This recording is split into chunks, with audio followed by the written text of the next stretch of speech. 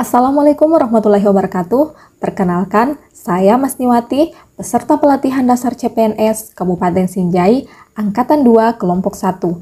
Di video kali ini, saya akan membahas resume agenda 2 dengan materi adaptif dan kolaboratif, di mana adaptif dan kolaboratif ini merupakan salah satu core values ASN, yaitu berakhlak.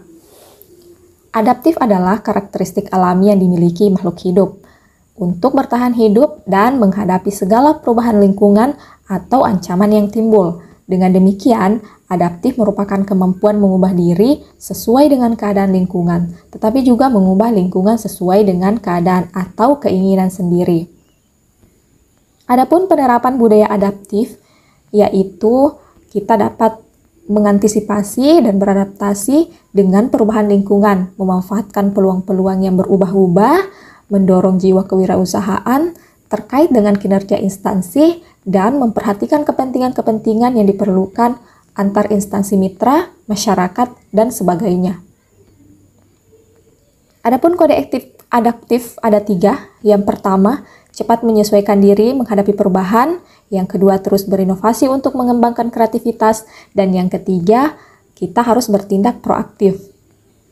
Selanjutnya, yaitu adaptif sebagai nilai dan budaya ASN.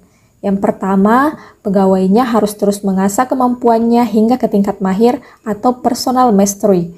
Yang kedua, pegawainya harus berkomunikasi hingga memiliki persepsi yang sama atau gelombang yang sama dalam satu visi atau cita-citanya yang akan dicapai bersama atau share vision. Dan yang ketiga, pegawainya memiliki mental model yang mencerminkan realitas yang organisasi ingin wujudkan visinya atau team learning. Dan yang terakhir, pegawainya harus berpikir sistemik atau system thinking.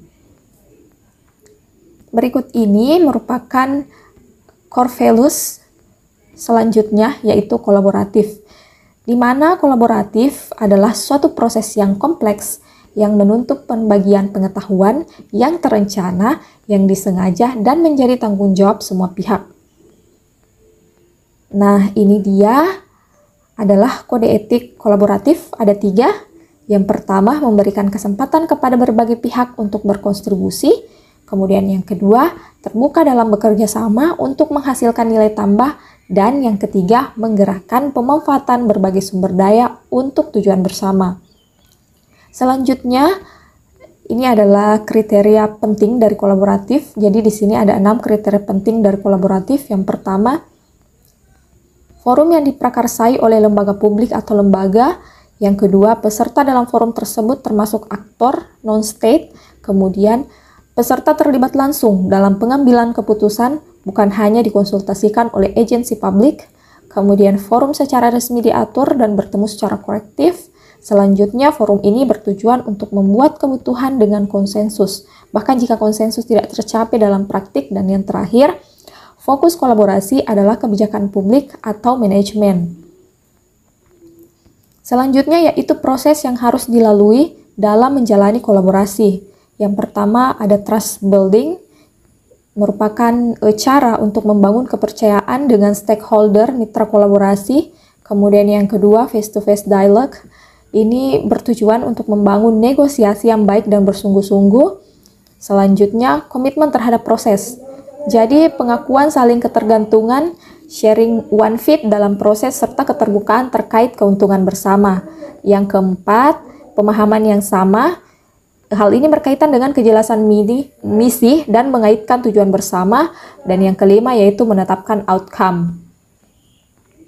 Selanjutnya, kita bahas tentang Whole of Government. Whole of Government ini merupakan pendekatan penyelenggaraan pemerintahan yang menyatukan upaya-upaya kolaboratif pemerintah dari keseluruhan sektor dalam ruang lingkup koordinasi yang lebih luas, guna mencapai tujuan-tujuan pembangunan kebijakan, manajemen program, dan pelayanan publik.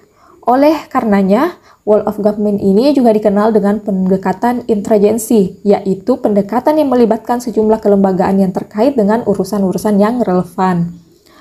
Adapun keuntungan dari Whole of Government ini ada 4. Yang pertama yaitu outcome focus.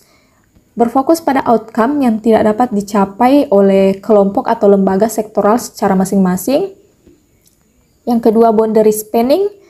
yaitu mengimplementasikan kebijakan atau implementasi kebijakan tidak hanya melihat satu instansi tetapi lintas instansi. Kemudian enabling world of government ini membuat pemerintah lebih menangani tantangan kebijakan yang kompleks. Kemudian strength prevention, world of government mendorong pencegahan terhadap masalah yang mungkin berkembang lebih jauh. Adapun bentuk-bentuk dari world of government ada beberapa. Yang pertama yaitu integrating service delivery, yaitu proses menyatukan pemberian layanan kepada publik. Kemudian yang kedua, koordinasi dan kolaborasi, merupakan pemerintah yang bersifat horizontal dan berkoordinasi atau berkolaborasi dalam mencapai tujuan bersama. Yang ketiga yaitu integrating dan rebalancing governance, merupakan kontrol publik atau otonomi administrasi. Kita ambil contoh misalnya seperti di negara Inggris.